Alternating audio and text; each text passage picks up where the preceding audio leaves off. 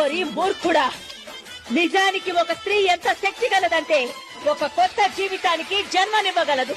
జన్మనివ్వగలిగిన వారి కంటే ఎక్కువ శక్తివంతులు ఈ లోకంలో ఎవరూ లేరు.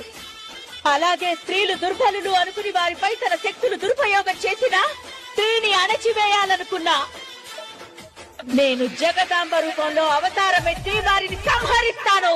అమ్మా భవాని